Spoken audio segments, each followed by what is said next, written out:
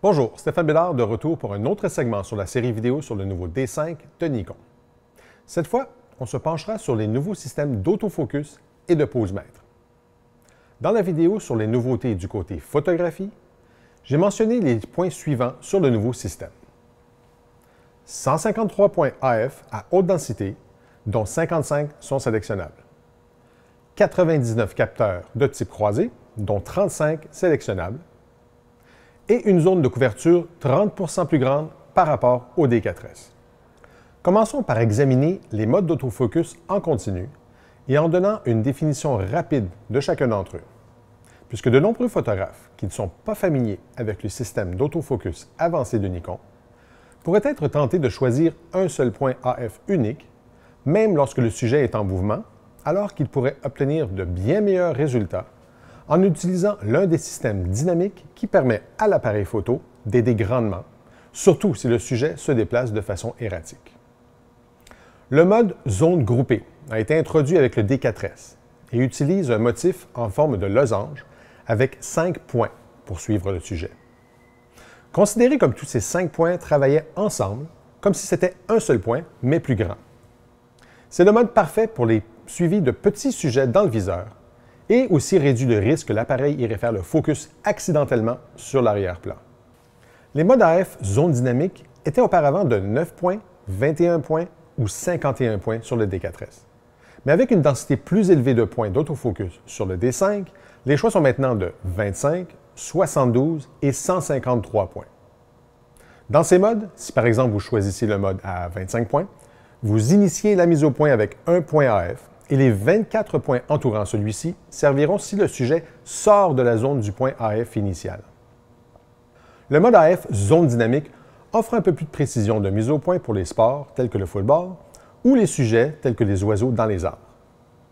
Maintenant, qu'est-ce qui dicte le choix entre 25, 72 ou 153 points?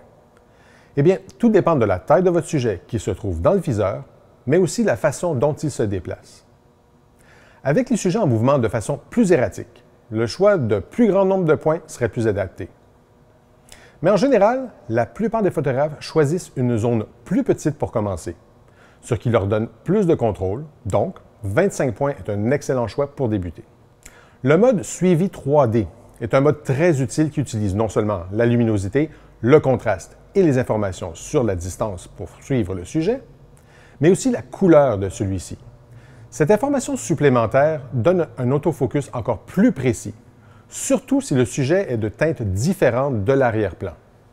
Et avec le D5, vous pouvez choisir si vous voulez que l'appareil utilise la détection des visages lors du suivi 3D, permettant à celui-ci d'être encore plus précis.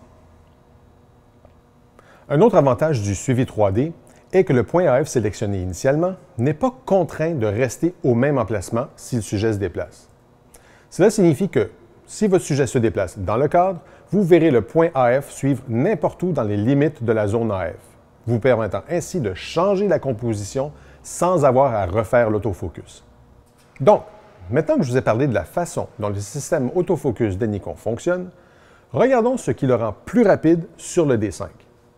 Tout d'abord, il a maintenant un processeur dédié spécifiquement pour l'autofocus, donnant donc un délai de réponse plus court pour les sujets en mouvement, en particulier pour les sujets qui ont tendance à changer brusquement de direction. Le processeur dédié, combiné avec les algorithmes raffinés, améliorera la vitesse d'acquisition et les performances de suivi de sujet. Il y a aussi la possibilité pour le photographe de personnaliser les performances en fonction du type de sujet qu'il photographie. En allant dans la section Autofocus du menu de réglage personnalisé, et en sélectionnant l'option A3, suivie de mise au point avec Lock-On, vous pouvez choisir entre quelques nouvelles options. Si le mouvement du sujet est aléatoire ou stable, exemple d'un sujet à mouvement stable serait par exemple un coureur en 100 mètres sprint, alors qu'un joueur de football, lui, aura un mouvement aléatoire et non prévisible. Autre option est combien de temps prendra l'appareil avant de faire la mise au point sur le nouveau sujet. Pensez ici à un joueur qui passerait entre vous et le quart arrière. Si vous voulez que l'appareil fasse le focus tout de suite sur ce nouveau joueur, eh bien vous allez sélectionner l'option « Court ».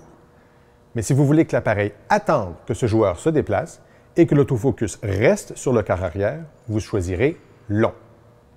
Autre que le processeur autofocus dédié, une autre raison pour laquelle la mise au point automatique du D5 est plus précise, et en particulier pour la détection des visages, est grâce à un nouveau système de mesure de lumière.